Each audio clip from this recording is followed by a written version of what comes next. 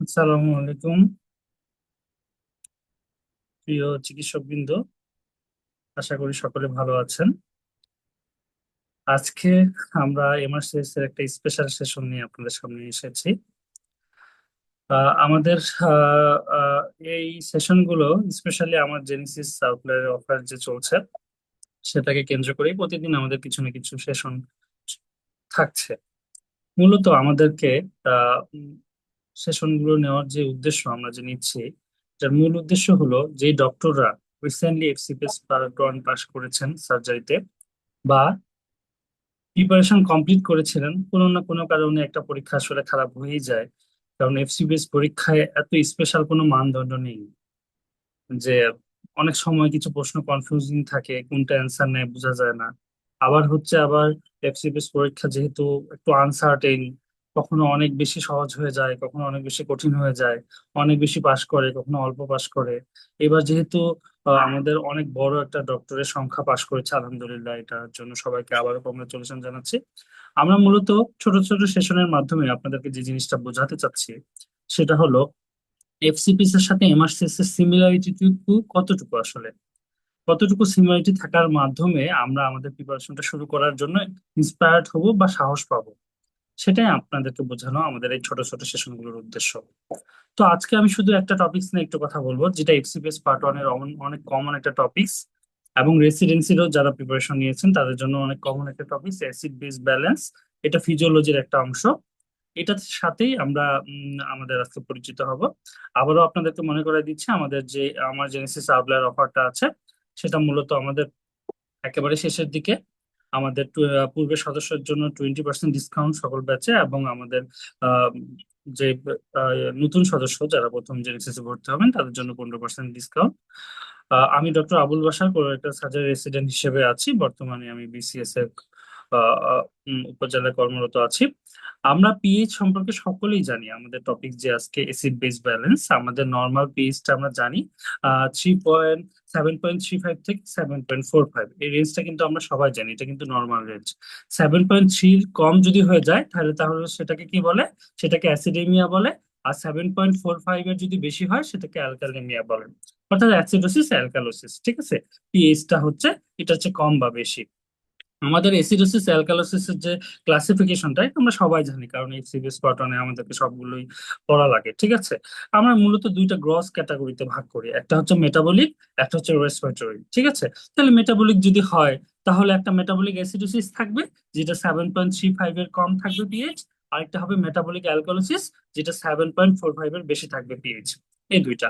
আর রেসপিরেটরিও যদি আমরা ক্লাসিফিকেশন করি তাহলে সেভাবেই ভাগ হবে, অ্যাসিডোসিস অ্যালকালোসিস সেম।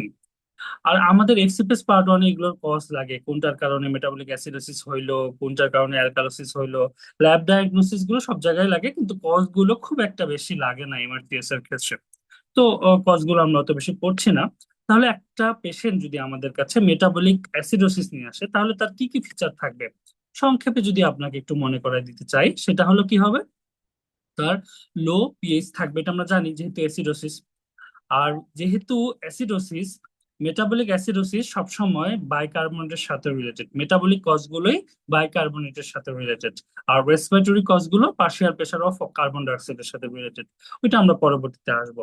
তাহলে অ্যাসিডোসিস যেহেতু বাইকার্বনেট, আমরা জানি এটা একটা অ্যালকালি, তাহলে যেহেতু অ্যাসিডোসিস তাহলে প্লাজমা অ্যালকালিটা কম থাকবে, কারণ অ্যাসিডোসিস বাইকার্বনেট কম থাকবে। আর বাইকার্বনেট কম থাকার কারণে আমাদের পিএইচটা যেহেতু কমে যায়, ঠিক আছে, সো অ্যাসিডোসিস যেহেতু আমাদের পিএইচটা যেহেতু বেড়ে যাচ্ছে, অ্যাসিডোসিস মানেই হচ্ছে পিএইচটা হচ্ছে আমাদের কি হবে, কমে যাচ্ছে। সো আমাদের কম্পেনসেটরি কিছু চেঞ্জ আসে। কম্পেনসেটরি চেঞ্জ আসে আমাদের কিসের কারণে, পিএইচটা কমে যাওয়ার কারণে আমাদের বডির পিএইচ সবসময় নর্মাল রেঞ্জে রাখতে হয়, 7.35 থেকে 7.45 এর মধ্যে। এই নর্মাল রেঞ্জে আনতে হলে আমাদেরকে বডিতে কিছু কম্পেনসেটরি চেঞ্জ হতে হয়। এখন অ্যাসিডোসিস যেহেতু আছে তাহলে আমাদেরকে অ্যালকালোসিস করতে হয়, যাতে পিএইচটা আরেকটু বেড়ে গিয়ে নর্মাল রেঞ্জে চলে আসে। এই জন্য রেসপিরেটরি চেঞ্জের মাধ্যমে আমাদের সেই অ্যালকালোসিসের দিকে যায়, যাতে নর্মাল পিএইচটা আমরা পেয়ে যাই। এবং যখনই বাইকার্বনেট কমে যাবে তখন এইটাকে বলে হচ্ছে নেগেটিভ বেজ এক্সেস। বাইকার্বনেট যেহেতু একটা বেস, এটাকে বলে নেগেটিভ বেজ এক্সেস। এই কথাগুলো আমরা একটু মনে রাখলেই হয়। খুব বেশি লাগে না। সেরকম ভাবে অ্যালকালোসিসের ক্ষেত্রেই আমাদের যে কথাটা মনে রাখতে হবে, একটা মেটাবলিক অ্যালকালোসিসের পেশেন্ট আসলে, অ্যালকালোসিস মানে আমরা বুঝতে পারতেছি আমাদের পিএইচটা হাই হবে, এটা নিয়ে কোনো সন্দেহ নাই। এবং পিএইচটা যদি হাই হয় তাহলে আমাদের বুঝাই যাচ্ছে আমাদের বাইকার্বনেটটা যেহেতু একটা অ্যালকালি, সেটার সাথে মেটাবলিক কস্টটা রিলেটেড ডাইরেক্ট, সেই কারণে আমাদের বাইকার্বনেটও বেড়ে যাবে।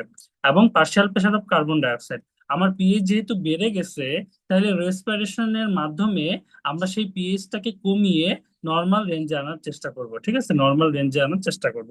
তাহলে সেই নর্মাল রেঞ্জে আনার জন্য আমার পিএইচটাকে এখন কি করতে হবে, কমাইতে হবে। কমাইতে হইলে কি করতে হবে, অ্যাসিড বাড়াইতে হবে। তাহলে partial pressure of carbon dioxide আমাদের রেসপিরেটরি সিস্টেমের মাধ্যমে বেড়ে যায়। এভাবে আমরা কম্পেনসেশন করি। আসলে যারা এফসিপিএস পার্ট 1 প্রিপারেশন নিয়েছেন, এগুলো তাদের কাছে মুড়ি মুড়কির মতো হয়ে গেছে, এত বেশি পড়ছেন। আর নর্মাল রেঞ্জটা আমাদের বেরি ল্যাবে সুন্দর করে দেওয়া আছে, পিএইচ এর range, partial pressure of carbon ডাইঅক্সাইডের রেঞ্জ, ঠিক আছে, পার্শিয়াল প্রেশার অফ অক্সিজেনের রেঞ্জ, সবগুলো রেঞ্জে আমাদের কিন্তু দেওয়া আছে, ঠিক আছে। তো এই রেঞ্জের ক্ষেত্রে আমরা যে জিনিসগুলো খেয়াল করব, যে আমাদের বা এমআরসিএস এর ক্ষেত্রে এই রেঞ্জ গুলো এত বেশি লাগে না, কারণ এগুলো সবগুলো মোটামুটি দেওয়া থাকে, ঠিক আছে। বাইকার্বনের রেঞ্জ আমরা জানি 22 থেকে 28, ঠিক আছে। তো এই জিনিসগুলো আমরা জানি যে যখন আমাদের এরকম প্রশ্নগুলো আসে, তখন আমরা একটা ইকুয়েশনের মাধ্যমে সেটা সলভ করার চেষ্টা করি। একটা কি, পিএইচ।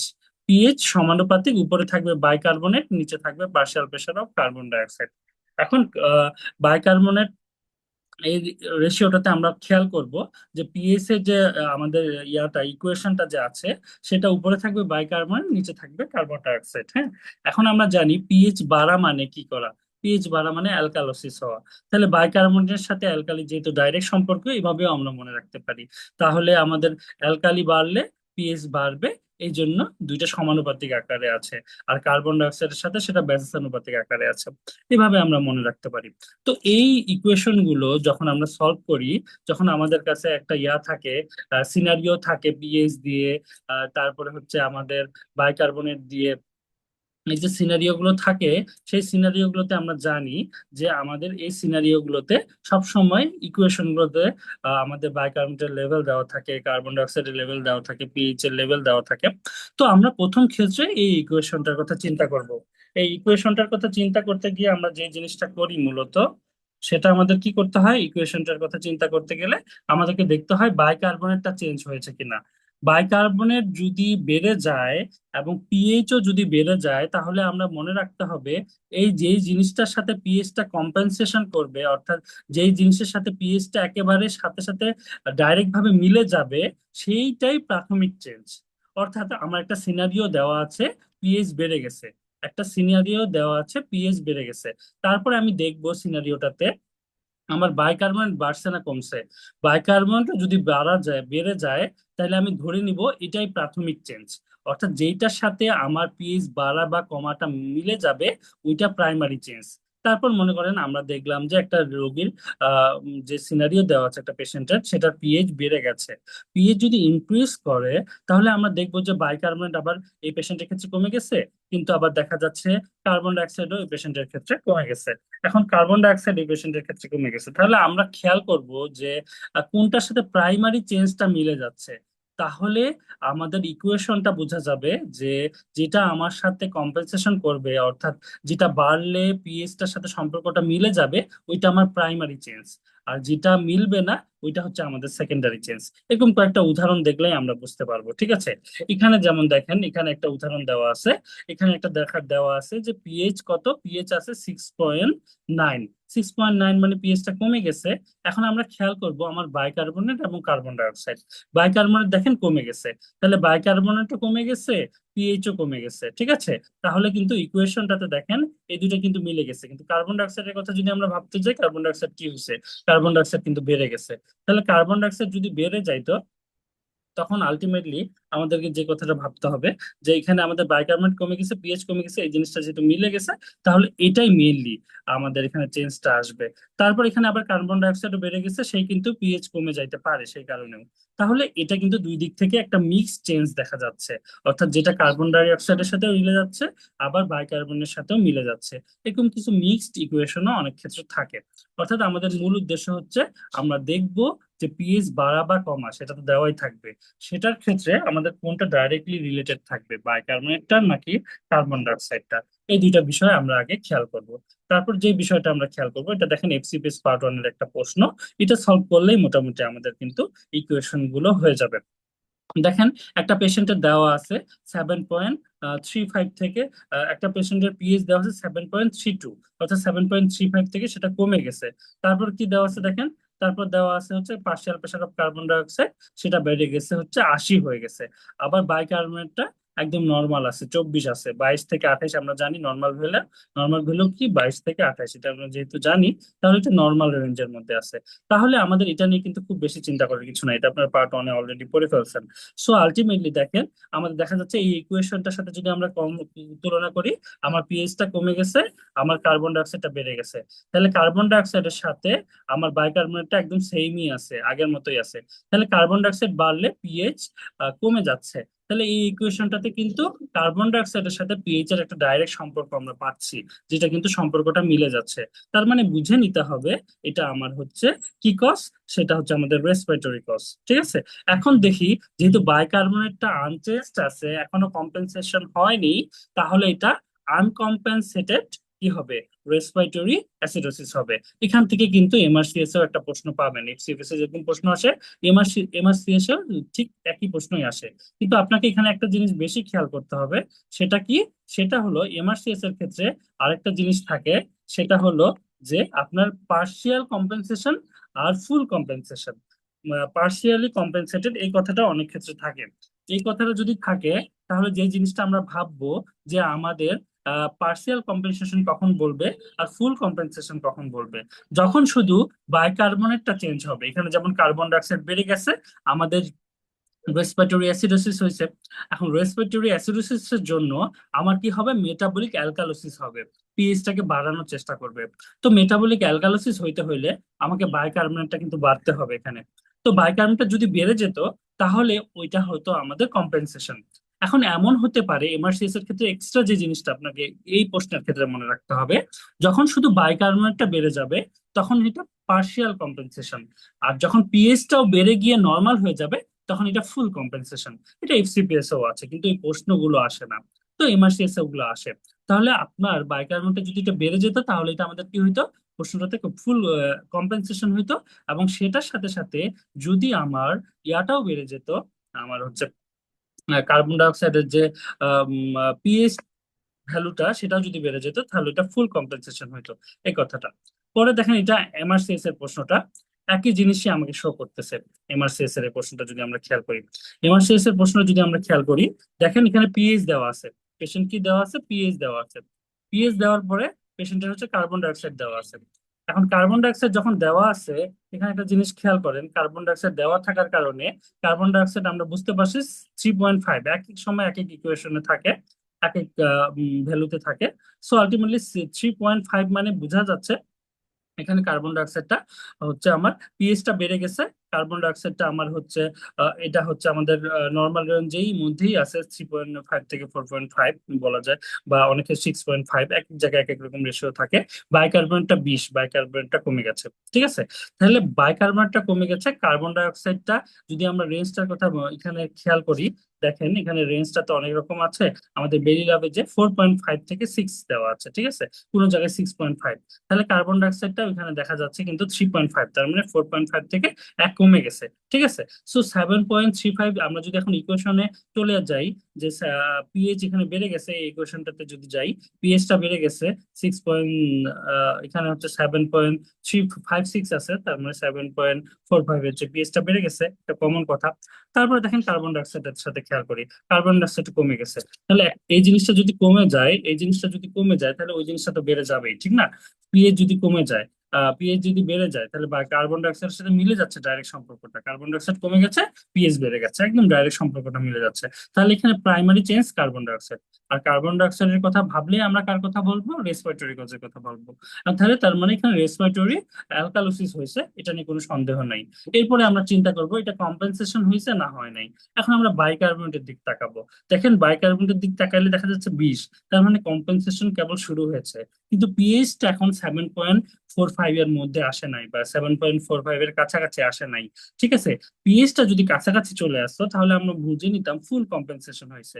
এখানে বাইকার্বনেটটা কেবল কমা শুরু করছে, এই কোশ্চেন থেকে আমরা বুঝতে পারতেছি বাইকার্বনেটটা হচ্ছে কেবল কমা শুরু করছে, বাইকার্বনেটটা কেবল কমা শুরু করছে, অর্থাৎ 22 থেকে কেবল 20-এ এসেছে। বাইকার্বনেটটা ফুললি এখনো কিন্তু কমে নাই। সো ফুললি যদি কমে যেত তাহলে পিএইচটা 7.45 এর কাছাকাছি চলে আসতো, 7.45 এর কাছাকাছি চলে আসতো, ঠিক আছে, এটা কাছাকাছি চলে আসতো। যেহেতু কাছাকাছি আসে নাই, তার মানে আমরা বুঝবো যে এখনো ফুল কম্পেনসেশন হয় নাই। এই কথাটা আমাদের মাথার মধ্যে রাখতে হবে। এই জন্য এমআরসিএস এর ক্ষেত্রে ফুল কম্পেনসেশন, পার্সিয়াল কম্পেনসেশন, এই কনসেপ্টটা অনেক বেশি জরুরি, কারণ এই প্রশ্ন বারবার আসে। ফলে আমরা সি নাম্বার, এটার অ্যান্সার হবে রেসপিরেটরি অ্যালকালোসিস হয়েছে কিন্তু আনকম্পেনসেটেড, কারণ পিএইচটা এখনো অনেক দূর আছে নর্মাল রেঞ্জের ক্ষেত্রে। যদিও বাইকার্বনেট কম্পেনসেশন কেবল শুরু করছে, মেটাবলিক কস্টটা কেমন কম্পেনসেশন শুরু করছে। তাহলে এফসিপিএস এ এরকম প্রশ্ন কিন্তু আপনারা অনেক প্রশ্ন সলভ করছেন, পিএইচ এর সাথে বাইকার্বনেট আর কার্বন ডাইঅক্সাইডের ডাইরেক্ট রিলেশনটা দেখতে চাইছেন, যে কোনটা মিলে যাচ্ছে ওইটা প্রাইমারি চেঞ্জ, আর যেটা মিলে যাবে না সেটা সেকেন্ডারি চেঞ্জ। অনেক সময় দুইটাই মিলে যায়, তখন হচ্ছে এরকম মিক্সড মেটাবলিক অ্যালকালোসিস এবং রেসপিরেটরি অ্যালকালোসিস থাকে, দুইটাই মিলে যাইতে পারে অনেক সময়। এরকম প্রশ্নও কিন্তু এমআরসিএস এ আসে। অর্থাৎ কনসেপ্ট কিন্তু একই, খালি আপনাকে সিনারিও বিশাল করে একটা দিয়ে দিবে। আপনাকে সিনারিও দিবে একটা পেশেন্টের পালমোনারি এম্বোলিজম হয়েছে, তাহলে পালমোনারি এম্বোলিজমের পরে তার হাইপার ভেন্টিলেশন হবে, হাইপার ভেন্টিলেশনের কারণে সে বেশি বেশি রেসপিরেশন করবে, বেশি বেশি রেসপিরেশন করলে কার্বন ডাইঅক্সাইড বেশি বেশি বের হয়ে যাবে, কার্বন ডাইঅক্সাইড বেশি বেশি বের হয়ে গেলে আপনার রেসপিরেটরি অ্যালকালোসিস দিকে যাবে। তাহলে এরকম একটা সিনারিও আপনাকে দিয়ে দিবে, তারপর আপনাকে বলবে যে এটা ডায়াগনোসিসটা কি।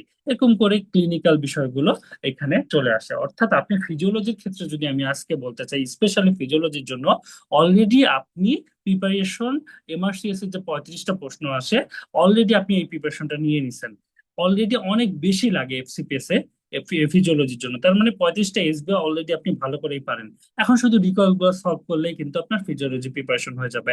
অ্যানাটমির ক্ষেত্রেও আপনার প্রায় যে ট্রাম্প কার্ড বলা হয়, প্রথম যে ফার্স্ট পেপারে 180 টা প্রশ্ন থাকে, এর ম্যাক্সিমামই অ্যানাটমি থাকে, সেখানে আপনি মোটামুটি অ্যানাটমি পারলে আপনি ক্লিনিক্যাল গুলোও ভালো পারবেন, আপনার ম্যাক্সিমাম হয়ে গেছে। এখন আপনি এমআরসিএস দিবেন কিনা, এটার ডিসিশন নিছেন কিনা। এমআরসিএস দেখেন বাংলাদেশের প্রেক্ষাপটে এমআরসিএস এর সংখ্যা অনেক বেড়ে যাচ্ছে। এখন কেন বেড়ে যাচ্ছে, ডক্টররা কেন দিতে চাচ্ছে? এখন সবাই কি বাইরে চলে যাবে, সেটেল হবে? বিষয়টা কিন্তু এরকম না। এখন কিছু ডক্টর চাচ্ছে যে আমি বাইরে সেটেল হয়ে যাব, বাংলাদেশে থাকবো না। এখন যদিও জব মার্কেটটা অনেক বেশি কঠিন, অনেক সময় কম বেশি হয়, অনেক ক্ষেত্রে এমআরসিএস দিয়ে ইউকে তে 1 বছর থেকে ল্যাটারাল এন্ট্রি নিয়ে অনেকে অস্ট্রেলিয়াও চলে যাচ্ছে। সো আলটিমেটলি সুযোগ সুবিধা সবকিছু আছে, সেগুলো নিয়ে আমরা ডিটেল সেকশনে আলোচনা করব। কিন্তু এমআরসিএস বাংলাদেশের থেকেও অনেক ডক্টররা দিচ্ছে, কারণ তিনি দেশের এবং বিদেশের কোনো ডিগ্রি, মানে যতটুকু সম্ভব আমার জায়গা থেকে এক্সিলেন্সি অর্জন করা, সেটা কোনোটাই আমি বাদ দিতে চাই না। এরকম ডিটারমিনেশন যদি কারো থাকে, তাহলে অবশ্যই আপনি কিন্তু এমআরসিএস এর ডিসিশনটা নিয়ে নিতে পারেন। সমস্যা হলো কি? সমস্যা হলো আমাদের এক্সাম ফিটা নিয়ে। আপনি এখন এফসিপিএস পার্ট 1 পরীক্ষা পাশ করেছেন বা প্রিপারেশন অলরেডি কমপ্লিট করে ফেলেছিলেন, একটুর জন্য হয়তো হয়নি, 2-1 মার্কের জন্য, আপনি কিন্তু এমআরসিএস এর একেবারে এই সিদ্ধান্তটা নিয়ে নিতে পারেন। আমার ক্ষেত্রে আমি যদি বলি, আমিও প্রথমবার এফসিপিএস পার্ট 1 পরীক্ষায় সফলতার মুখ দেখি নাই। তো আমি যখন সফলতার মুখ দেখলাম না, অনেক কষ্ট করেও যখন আমি দেখলাম যে আমার ভালো মার্ক মানে একটুর জন্য আসে নাই, তখন হয়তো আমাদের আলাদা আলাদা পাস ছিল, একটা পেপারে আমি পাস করতে পারি নাই, কিন্তু তখন ভাবলাম একই পড়া যেহেতু আমি পড়বো আবার, আমি এমন ভাবে পড়ার চেষ্টা করি যাতে আমার এই পড়ার মাধ্যমে আমার এমআরসিএস ও হয়ে যায়, এফসিপিএস ও হয়ে যায়, এমএস ও হয়ে যায়। ঠিক কিন্তু ওই 6 মাসকে আমি সেভাবেই নিয়েছিলাম, আমি শুধু এফসিপিএস এর মধ্যে থাকি নাই, আমি কিন্তু এমআরসিএস এর পড়াও পড়ে ফেলেছিলাম, টুকটাক করে একটু করে এসবিএ গুলো, অ্যানাটমি ফিজিওলজি মাইক্রোবায়োলজি এসবিএ গুলো সলভ করে ফেলেছিলাম। সো আপনি এরকম টার্গেট নিতে পারেন। আর যারা পাশ করেছেন তারা সিদ্ধান্ত নেবেন আপনি কি এইবারই ট্রেনিং এ জয়েন করবেন নাকি পরের বার ট্রেনিং এ জয়েন করবেন। যদি এইবারই ট্রেনিং এ আপনি জয়েন করে করতে চান, তাহলে আপনার জন্য ট্রেনিং এর পাশাপাশি অল্প অল্প সময় আপনি পাবেন, ডেইলি 3-4 ঘন্টা। সেই ক্ষেত্রে এমআরসিএস যেহেতু অনেক বেশি বড় একটা টাকা এমআরসিএস পার্ট এতে 650 পাউন্ড লাগতেছে, যেটা প্রায় 1,05,6,000-এর মতো এখন। তো এত বড় টাকা দিয়ে একটা পরীক্ষা দিবেন, 3-4 ঘন্টা তো ডেইলি পড়াশোনা করতেই হবে, 4-5 মাসের একটা সময় লেগে যাবে, ঠিক আছে। সো আপনি জানুয়ারি ডায়েটকে টার্গেট করতে পারেন। আর যারা মনে করবেন আমি এবার ট্রেনিং এ জয়েন করব না, আমার বিভিন্ন ইস্যু আছে, এবং আমি আশপাশ থেকে টাকা পয়সা একটু করে জোগাড় করেও, আমিও কিন্তু আশেপাশ থেকে ধার করে টাকা দিয়েছি, সত্যি কথা বললাম, কারণ অনেকেই হয়তো ভাবেন এত টাকা নষ্ট কিনা, কিন্তু তখন যদি আমি না দিতাম আমার কিন্তু এমআরসিএস টা দেওয়া হতো না। বা এখনো যদি আমি আমার কথা খেয়াল করি, আমার কিন্তু এখনো পার্ট বি ম্যাডাম আমি বললো দিতে পারছি না। যে তো জি, এই জিনিসটা আমরা কিন্তু খেয়াল করতে পারি, ঠিক আছে। সো আমরা দেখি এখানে, দেখেন 650 পাউন্ড এখানে আমাদের লাগছে পার্ট ওয়ানের।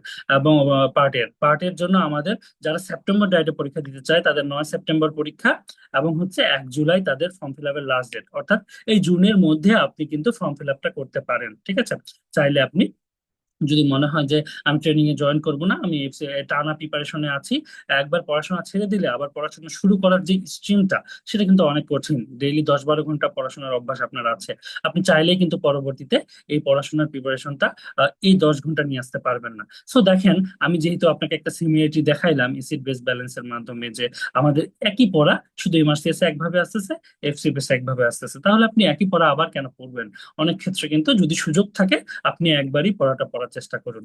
আর যারা মনে করেন ট্রেনিং এ জয়েন করবেন, তাদের যেহেতু ডেইলি 3-4 ঘন্টা প্রশ্নের একটা বিষয়, 3-4 ঘন্টার বেশি সময় বের করতে পারবেন না, ট্রেনিং একটা চাপ থাকে, সরকারি মেডিকেলে তো অনেক চাপ।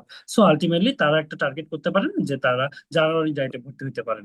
আমাদের যারা সেপ্টেম্বর ডায়েটে ভর্তি হবেন তাদের জন্য আমাদের ক্র্যাশ ব্যাচ আছে, একদম এট এ টাইম আপনি সব অনলাইন ক্লাসগুলো রেকর্ডেড করে নিতে পারবেন, করে আমাদের রিকল সেশন গুলো লাইভ হবে, ঠিক আছে, অনলাইনে হবে, আপনি অনলাইনে লাইভ করে আমাদের মক হবে, সব মিলে আপনি 2-3 মাসের একটা প্রিপারেশন নিয়ে নিতে পারবেন কিন্তু।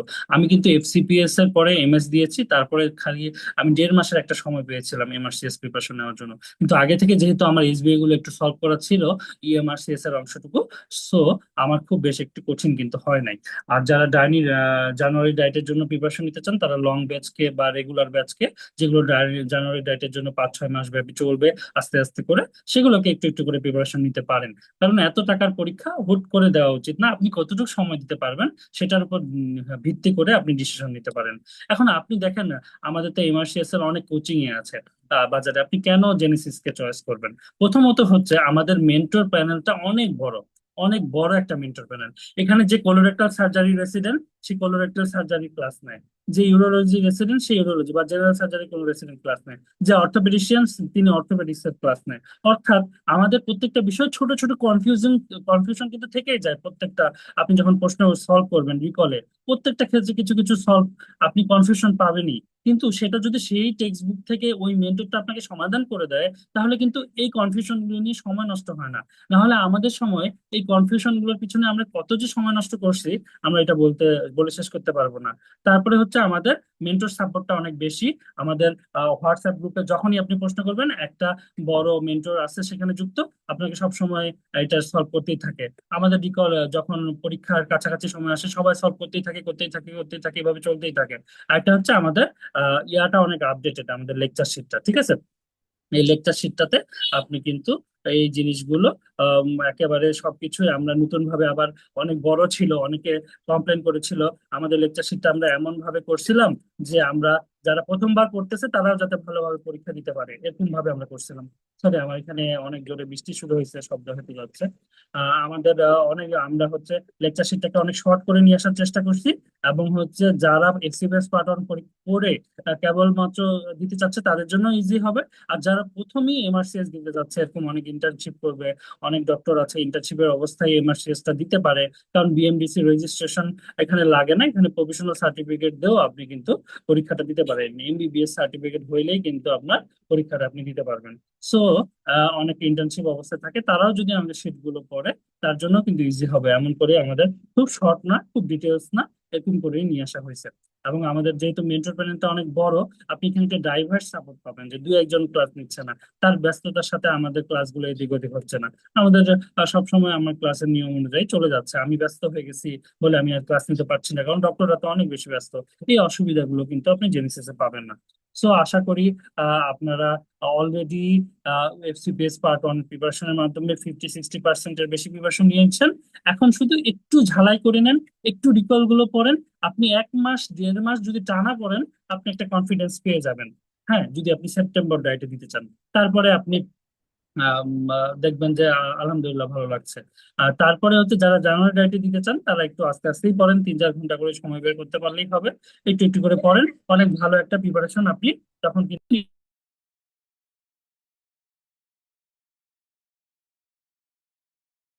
সো আপনাদের প্রতি কোনো যদি প্রশ্ন থাকে বা কোনো প্রশ্ন করতে চান তাহলে করতে পারেন, কোনো অসুবিধা নেই।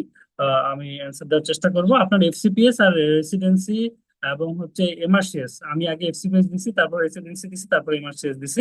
এফসিপিএস এর পড়াটাকে মেইনলি কাজে লাগাইছি, কারণ রেসিডেন্সির ক্ষেত্রে তো খুব বেশি লাগে না। 2-4টা আমার হয়তো নলেজ লাগছে কাজে, লাগে না একেবারে তা না। কিন্তু এফসিপিএস এর যে নলেজ গুলো, সেগুলোকেই আমি শানিত করে 1 মাসের মধ্যে প্রিপারেশন নিয়ে এমআরসিএস দিছি। সো আপনিও পারবেন ইনশাল্লাহ, শুরু করেন। আর সব ধরনের সাপোর্ট দেওয়ার জন্য আমাদের মেন্টররা সবসময় অ্যাক্টিভ আছে। আপনি যে কোনো প্রশ্ন, আপনার পার্সোনাল এক একজনের কিন্তু বোঝার ক্ষমতা এক এক রকম থাকে। তো আপনি যে কোনো প্রশ্ন করতে পারেন, ইনশাল্লাহ সেটা সমাধান আসবে, এটা নিয়ে কোনো দুশ্চিন্তা নাই। কারো কোনো প্রশ্ন আছে স্পেসিফিক কিছু জানার জন্য?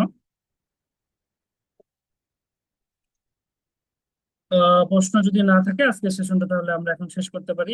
ধন্যবাদ। আমাদের প্রতিদিনই শর্ট শর্ট সেশন হচ্ছে মূলত খালি সিমিলারিটি দেখার জন্য। আজকে যেমন আমি এসিড বেস ব্যালেন্স নিয়ে, এটা পরবর্তীতে অনেকে রেকর্ডে দেখবেন, সেটা এসিড বেস ব্যালেন্স নিয়ে এমআরসিএস এফসিএস এর মধ্যে কতটুকু মিল আছে ওরকম প্রশ্নগুলো, সেম প্রশ্ন, একটু খালি বড় বড় স্ট্যাম্প, এছাড়া কিছুই না। আপনি পারবেন ইনশাল্লাহ, শুরু করেন, তাহলে একটা সফলতা আসবে ইনশাল্লাহ। ধন্যবাদ সবাইকে যারা সেশনটা দেখলেন এবং পরবর্তীতে জয়েন হবেন। আসসালামু আলাইকুম।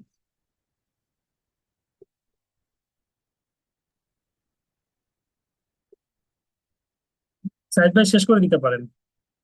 ওকে স্যার, ঠিক আছে। আসসালামু আলাইকুম।